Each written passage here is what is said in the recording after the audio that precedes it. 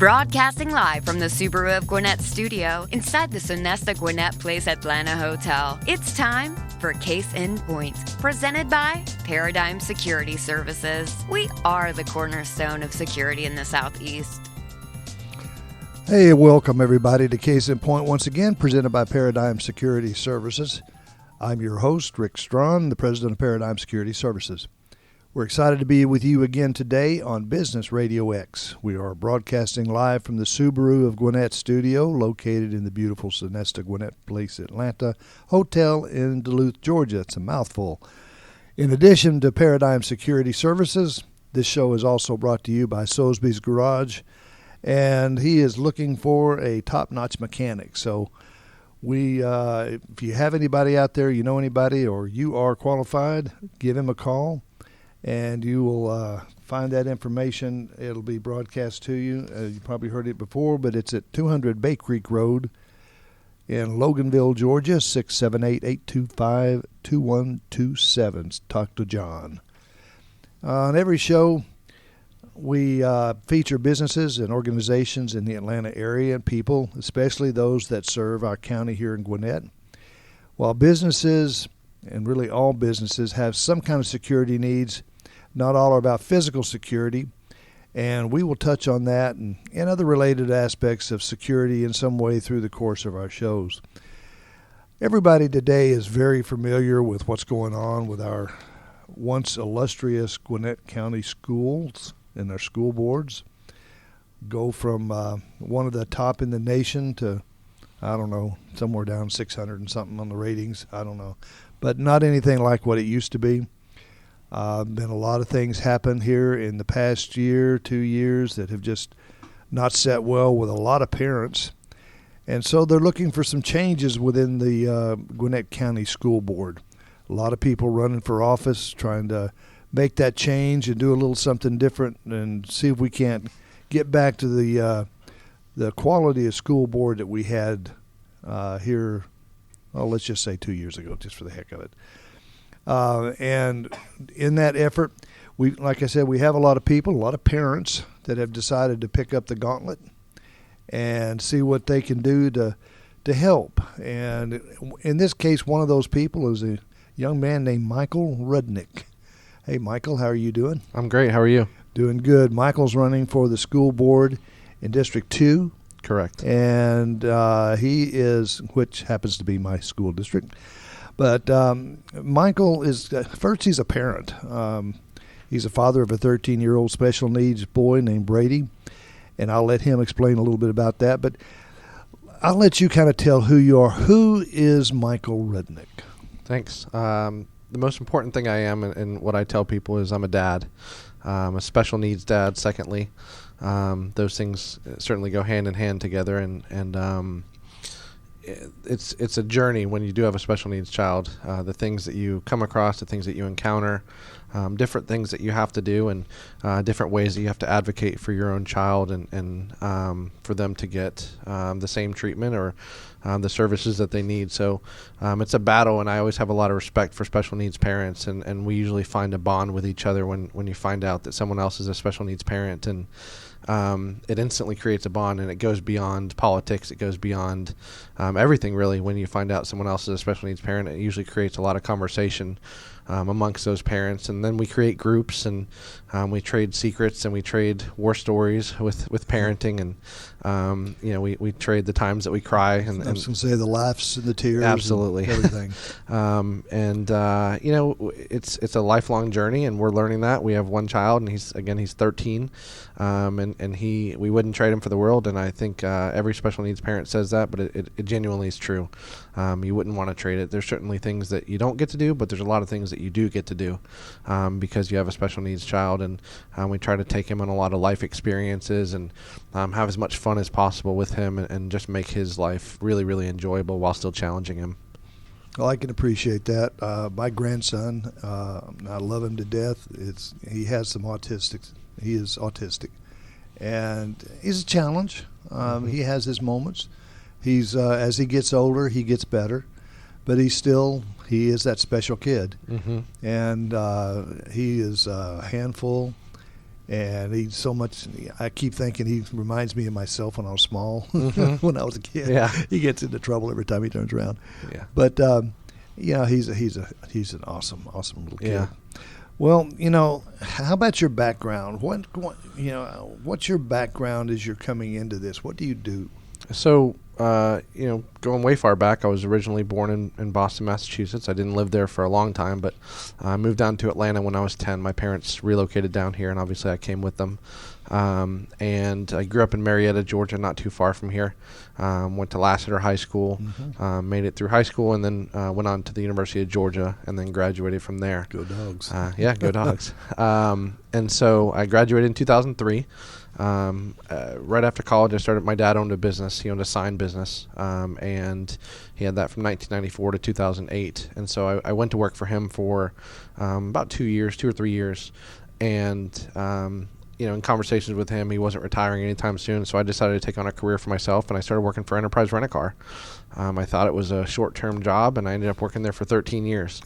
So I think that's kind of how life goes sometimes. Absolutely. I worked my way up through the system through Enterprise, and I moved to Louisville, Kentucky, got promoted there to run the Enterprise Alamo National at the Louisville International Airport. It was nerve-wracking moving your family, halfway across the country, but you had to do what was best for your career and best for your family, and that was the next step in my career. Well, we got there, and we realized from a special needs environment that the schooling was really not up to what we needed. It was they have much less options. We came from Gwinnett County. We're in Gwinnett County at this point. And so Gwinnett County has this continuum of options for Autism 1, Autism 2, Autism 3. They've got behavioral classes. They've got MID, MOD. I mean, every option under the sun for classes. Well, in Kentucky, they had all the K through 5 kids in one class regardless of your ability. And my son was the only verbal child in the classroom. So it was frustrating for him. He had nobody to communicate with. So we ultimately made a decision to leave Kentucky, leave that job, and come back to Gwinnett County. We specifically targeted this community. This is in 2018. I took a job as a regional sales director for about a year and a half to get back into sales, and something else fell in my lap, and I'm currently the fleet director for the city of Lawrenceville. And I've been there for almost 2.5 years now. I really enjoy the position. It's close by home, so it allows me to spend time with family. And it's kind of goes back into my background of managing fleets and occupancy and making sure that vehicles are taken care of and things like that. So that's kind of where I'm at now. That's a little bit about my background. Again, we've settled back here in Gwinnett County and plan to be here for the foreseeable future. It sounds like you run into a friend of mine, and I'm just sitting there fixing to say it, Chuck Worthington. Oh, yeah. You run into him a lot, don't you? Chuck is my boss's boss. Yeah. Chuck's a great guy. Yeah, he is. He was over the, back then it was one of the CIDs. It's now Gateway CID. It used to be Gwinnett Village. We worked at security for that CID. And that's how I got to know Chuck. Yeah, he's an awesome guy. Yeah, he's Lawrenceville's a decent sized city, and it takes a lot of employees. We've got I think somewhere between 300 and 400 employees. We've got between 300 and 400 pieces of vehicle or equipment that I manage. From a budget standpoint, repairing, purchasing, disposing, safety, recalls, all those things. So, and then Chuck, of course, is the city manager. He's over all the different departments. Well, he has a vision, and he's a visionary, and that has been one of the things that Lawrenceville has needed for a long time. Yeah. So he's perfect for that position. It's much different now than it was 15 years ago. Oh, absolutely. Well, we talk about the school board, and I guess what would be your opinion of the current state of the affairs in the school board in Gwinnett? We're in the news for all the wrong reasons, unfortunately. And recently we've made national, global news. Yeah. And unfortunately. I know. And it's really happened over the last 2 years. It all started when the pandemic happened, and I think nationwide people weren't paying attention to their local races, to their local elected officials, and just really floating by. And when the pandemic happened and us as parents had to sit down next to our children and see what was going on in their classrooms. And what then an eye-opening.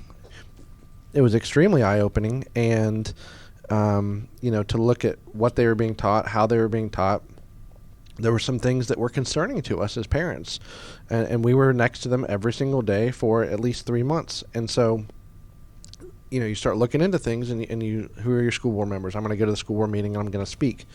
And so they went from having 2 people speak at a meeting to having 85 people speak at a meeting. And so we started digging into who was running for school board, who were the elected officials. And so we had the election in 2020.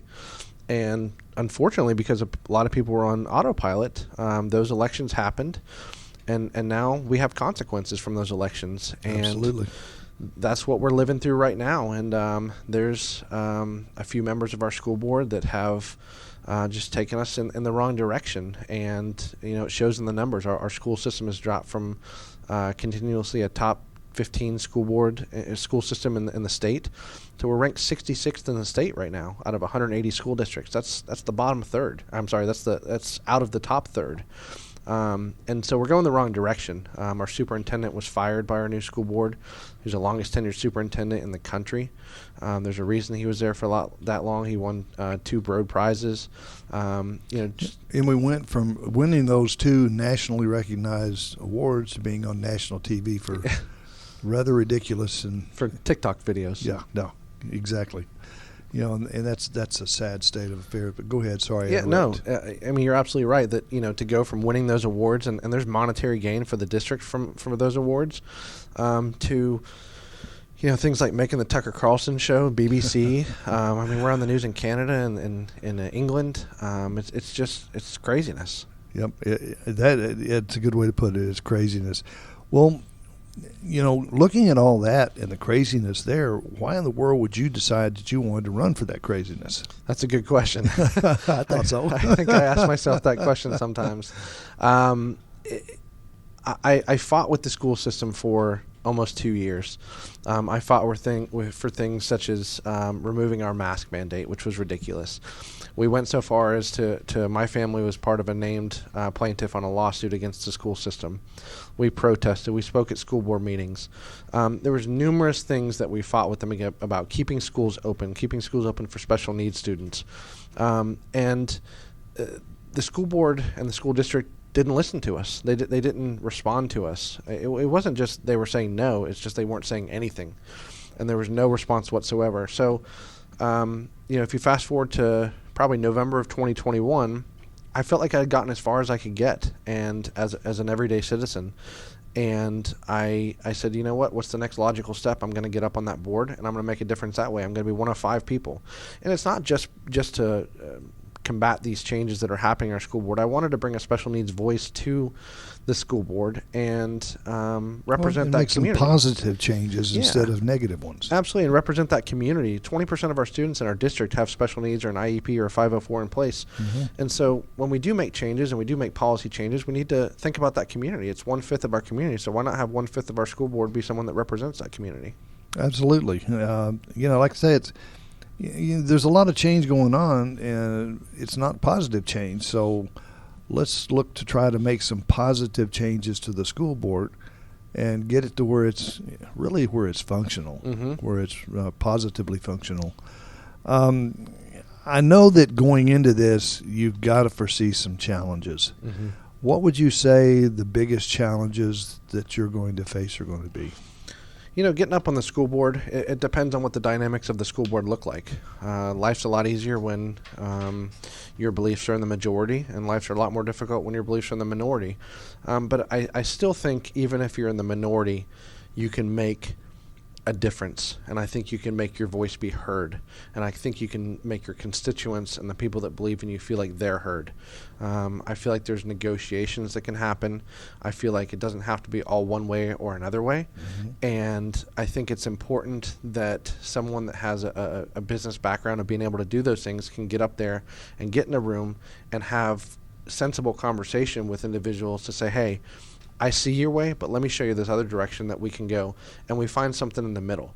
I certainly don't expect to have everything 100% my vision, because there's value. That's never going to happen. Yeah, well, there's value in other people's opinions. Absolutely. And when you listen to other people, great things happen. And so those are some of the challenges, just coming together as a room, getting along, because there's dysfunction on our board right now. And I think there's distrust with the community, with our school board and our school system. So building that trust back is going to be difficult, and it's going to be a long road. And it's going to happen slowly, unfortunately, but we've got to build that trust back. The community lost the trust fast, but it's going to take a long time to build it back. Well, I totally agree on the trust factor. There has been a lot of trust that has just fallen through the cracks on this, just because of the mannerisms, responses, reactions. And like you said, people aren't listening. The things they do listen to, they have responses that are really negative. It's kind of like, well, if y'all don't like it my way, get over it. Pound sand. Yeah, that's not the right way to look. We're dealing with some very important things with our kids and our grandkids that are in these schools, and we've got to learn to work together and work in a positive way, and not doing some of this stuff that they've got coming in, CRT, everything else. That is so negative. Yeah, one of the things I think that has been a negative to whatever side of the conversation you're on is our board has decided that they're going to limit the amount of speakers that are allowed to speak at school board meetings. That's parents and stakeholders' only opportunity to really get in front of the school board and to speak. Exactly. And so in the month that they had 85 speakers, right after that they decided they were going to limit it to 30 speakers per month. And now they're going to change it to where you can only speak on items that are on the agenda. Well, I typically speak when I go about special needs students and the needs and the wants. They are never on the agenda. Never on the agenda. And so I would never have the opportunity to speak. So they're about to vote in this month. They're going to give half the slots of the 30 to students, and then they're going to split that up before and after the meeting. Before the meeting, it's just censorship is really what it is. Exactly. And I've told people from the beginning, it's also they can get to bed at a reasonable hour. And for me, that's unacceptable. And if people want to keep me there till 3 o'clock in the morning to talk to me, I'll listen to them. Well, and you're right. It is nothing in the world but censorship, and that's the reason they're doing it that way. And I meant to ask you earlier, the school board plays a role in the county overall. What would you say the role is that the school board plays in the county? Yeah, so it's actually really simple. What they do, they hire and manage the superintendent, and they also make policy and enact policy. That's really the only two jobs of the school board. A lot of people say, hey, can you guys make the school day shorter? I'm just making something up. Or, right. Can you help my child with this discipline issue? Or, my teacher's teaching the wrong thing. Those are certainly issues that a school board member can bring to the operational staff and certainly have influence over those things and bring things to the light that parents are looking for. But unfortunately, the superintendent is the one that runs the day-to-day operations of the entire school system. This is a $2.8 billion school system. That's the annual budget for the school system. So that superintendent that is hired is the most important person possibly in the county. They run the biggest budget of the entire county in the state, the single largest non-state budget. So when they fired our superintendent with a year left on his contract, who'd been in place for 26 years and the longest tenured superintendent in the country, that was a rash decision that was unwarranted. There wasn't even a reason given for the firing of him. He'd already announced he wasn't coming back. He said, this is my last contract. I'm leaving July of 2022. I'm just going to ride it out. I would have said, thank you very much for letting us know that. Let's start the process in July of 2021 of identifying people, and let's involve him in the training of our new superintendent. Things had gone so well from a metric standpoint for our students, for our teachers, for our staff. Why not use his expertise to help that transition? But instead, we decided to fire him and hire someone within 2 months. And the person we hired, the jury's still out, but the board he came from gave him a vote of no confidence. Exactly. And that's that would be concerning to me. And he was hired he was the only finalist for the job, and he was hired with a 5-0 vote. And those things are concerning, and some of the things that he's trying to bring to our district now are also concerning to me. So, again, I'll say the jury's still out, but there's certainly some concerns. Well, the jury's out for some people, the jury's in for others. Sure. I know that my personal feeling is the reason that they fired our former superintendent and didn't use him for training because they wanted to basically make a 180-degree change, and they did not want him training anybody.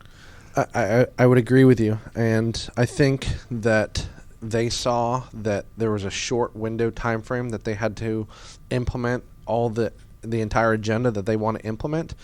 And so they said, we have to do this now. And they acted quickly, and they made it happen.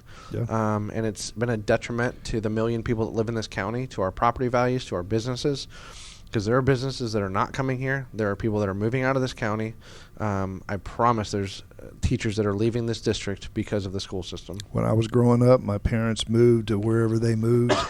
As we went across in different places in different states, they moved where they moved based on the school districts and the reputation of the school district.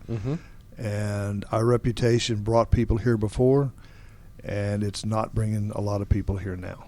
I left Kentucky because of the school system, and I came to Gwinnett County because of the school system. And a lot of people are leaving Gwinnett County because of the school system at this point, which you did not see before. That they left for other reasons, but they never left because of the school system. Right. And they are doing that now. You can't find a private school spot to save your life right now in the surrounding areas because they're all full. No. Because people want to get out of this county. Nope. There's a lot of kids moving over to places like GAC, a lot of that in private schools. Hebron. Yep, to get out of the public school system because of the chaos that's there right now. Dysfunction. I think really dysfunction is about the best way to put it. And it starts with leadership. Absolutely, and in a lot of ways it ends with leadership. And you can't lead if you don't have anybody to follow. Correct.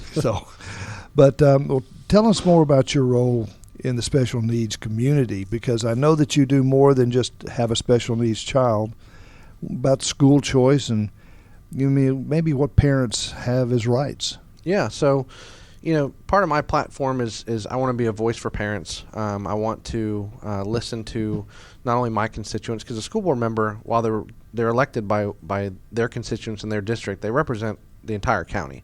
And so I wouldn't just make decisions for my district. I'd make decisions for the entire county. And I think that's what a lot of the school board members have difficulty understanding, is that we didn't elect you specifically, but you represent our child and you make decisions for our children. So, my role, in the special needs community has been to try to advocate for not only my child, but all children that have such a spectrum of special needs, from mild to severe. And there are so many children, again, in our county that have special needs. So, my son is in Boy Scouts, and I try to challenge him with activities that we go on, and try to. There's a couple other kids in our scout troop that have special needs as well, and just try to be welcoming and try to educate other people on that community and kind of what they can do to be more accepting and more helpful. And I think in today's day and age, people are generally more accepting and more helpful and more reasonable than they were 15, 20 years ago.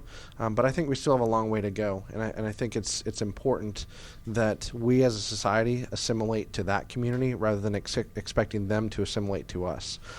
Because it's just important that we are the ones that are more accepting, and we're more, we can be more flexible and things like that. Well, more by living it, what the kids need. All kids need to feel like they belong and that they're a part of whatever they're in. And it's generally up to the rest of the people around them to help them feel that way, especially if they're special needs. But they have to understand, and a lot of people don't understand. Yeah, and when it comes to, you spoke a little bit about school choice, special needs kids in Georgia do have access to something that's called SB 10, which is basically your state dollars. It's actually your extra federal dollars that the federal school system gives the system to educate your child. And so we as special needs parents can take those dollars and we can go to a private school or homeschool, or we have options. Everyone else in the state does not have options. You have to go to whatever public school is your zip code. And there was some legislation this year that was going to expand school choice beyond special needs children. Unfortunately, that legislation was killed in the House this year. But there's still hope that next year it could come back up, and it was going to give every family the opportunity to use $6,000 to go to a private school. Is that going to pay for a private school? Of course not. But it's a nice seed money for a private school, and ultimately, a lot of people say, if you're pro school choice, you're against the public school system, which is not true at all, because that's what I stand for. Is I stand for parental choice, whether it's masks or vaccines or school or whatever. The parents, that's the most local control you can get, is the parents know what's best for their child. And who am I to question what's best for someone else's child? And the parents are the ones that need to make those decisions. And I stand by that, and I'll stand by that when I'm on the school board as well. Well, most of the time, we have a hard enough time raising our own children and making the decisions for our own children. But putting ourselves in a position of basically be saying, I'm going to make a decision for all these kids, that's a decision that doesn't need to be there. It can weigh on you, and that's something that throughout this race I've had to think about, is not what's best for my child, but what's best for all children. Mm-hmm. And when you look at things through that lens, it oftentimes changes the outcome of your decision. And because inherently as human beings, we think about what's best for us. We're selfish. That's just who we are. Yes. And you have to really give up that selfish, and you have to become selfless and think about the greater good and the fact that 180,000 children are going to be affected by your decision. I don't think that's happening right now. I think as a school board, we're looking at things through a small lens, and we need to broaden that lens and understand that, yes, this is your perspective, but this may not be what's best for all children. No, I totally agree. Well, let me ask you this. Everybody has a reason for running. And, why should people choose you over your competition? And that's what it is competition in politics now. So Sure. I've explained to people throughout this entire process, the most important thing is I am as a dad. Second most important thing is I'm a special needs dad. I've got a stake in the school system. I think that should be a prerequisite for the job, as you have a child that attends school in the district you're looking to run for. And I think our school board needs a fresh look. I think it needs someone to come in with some fresh eyes and not go with the status quo, because the status quo isn't working right now. We made some changes, and they were holistic changes, and we're feeling the effects of those right now. And you can just, again, look at the numbers. We're going the wrong direction. It's a big, big ship, and we've got to turn it back very, very quickly as it was turned this direction, and get it back going the right direction, not only for the school system and the children, but for the citizens of the county, and for the greater good of the county. I think if you ask anybody in this county what's the most important thing, they're going to tell you it's the school system. So if we continue down this road, we're going to turn into a county that we don't want to be, and there's not going to be as many people live here, and you'll see the population going backwards. You'll see, all the things that we've seen in other communities happen here, and this is such a good place to live right now. We need to continue to grow it rather than stunt that growth. No, absolutely. There's kind of a saying out right now to, about building it back better. Say, I got a better idea. Why don't you just put it back the way you found it? Right, exactly. And change can be good, but it's not always good. And to change for the sake of change is not the reason to make change. Absolutely. I totally agree. And people have the hardest time in the world dealing with change and accepting change a lot of times. Mm-hmm. But, with a lot of thought process behind it, change can be good. Mm-hmm. But it can also, if there's not much thought behind it, it can be terrible. And especially when you're dealing with your children. Yeah, and I'll touch on one other subject. Some of the changes we're trying to make with our discipline system in our school. Our teachers right now are afraid to go to their classrooms because of the behaviors that they're seeing in these children, and they literally feel physically threatened. There's nothing they can do about it. And there's nothing they can do about it, and there's nothing the administration's doing about it. And so they're scared. That's another reason that they're leaving. So we're changing our discipline system to be softer and a restorative justice program that's not working. And we've got to make sure that the children understand that they don't run the school, that the teachers and the administration run the school, and there's rules they got to live by. We all have to live by rules in life. We've got to be to class on time. We can't call our teacher curse words. We've got to pay attention. We've got to make good grades. Those are all general standards we've got to live by, and right now, unfortunately, those aren't being lived by, and it's due to lack of discipline. And I think we've got to turn that ship extremely fast. Well, they've got to learn that there are rules and that there are choices, but for those choices, there are consequences. Mm-hmm. And those consequences can be good or they can be bad, right, depending upon the choices that you choose to make. Yeah. Our kids right now are not learning that the choices necessarily have consequences to go with them. A prime example, and it's not for children, but it's the thing that they that you just saw on the Oscars, Mm-hmm. where he goes up and he slaps him. Mm-hmm. What are going to be the consequences? They're talking a lot about. There's really not going to be any. People were applauding him in a standing ovation when he walked off the stage. That's sick. Mm-hmm. That is a sign of a sick society. Mm-hmm. That was uncalled for. It was unnecessary. And not but only it happened, and it showed everybody. it hurts the good kids in the school system because they don't feel like they can be outspoken. They don't feel like they can talk. They don't feel safe. Yeah, they don't feel safe, and so it's just a snowball effect of really what happens. So we've got that's one of the biggest changes we've got to make very, very quickly. Well, let me ask you this: how do people, learn more about you? If they want to help you out, they want to donate to your run, they want to give their time or their money. How do they get in touch with you? What way do they go? Yeah, so our election is May the 24th. It is when the judges are being elected, and it's during the primary. That's our final election. We will not have an election in November, so the only opportunity you will have to vote for your school board member will be May 2nd through 24th, but the in-person voting date is May 24th. I can be reached. My website is www.rudnickgwinnett.com, RUDNICKGWINNETT.com. You can shoot me an email through there. It's got my personal contact information, my phone number. Certainly can donate through there. It's a smaller campaign, so we appreciate every dollar we get. We're trying to do big things with the dollars that we have gotten. People have been very, very generous with us so far. And lastly, on Facebook, Michael Rednick for Gwinnett County School Board District 2. We've got a good following on there, a lot of opportunities to volunteer time, ways to donate, and talents to donate are looked through that site as well. Well, I wish you all the luck in the world. We need to make some changes. We need to make some positive changes. And I think that you present an excellent opportunity to make those changes. Sure. So I do wish you all the luck in the world. Thank you very much. I appreciate the opportunity to come here. Well, I appreciate you being here. And I want to thank everybody for joining us on Case in Point, presented by Paradigm Security Services and in part by Soulsby's Garage. Be sure to join us for the live broadcast every other Wednesday, and sometimes right now during this political season, every Wednesday at 11:30 a.m. here on Business RadioX. If you miss the live broadcast, no worries. You can enjoy the show anytime you want by visiting businessradiox.com, selecting the Gwinnett studio, and, of course, then clicking on Case in Point.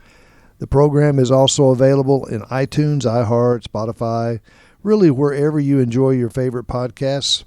Be sure to subscribe and hit that button for Case in Point so you don't miss any of our future episodes.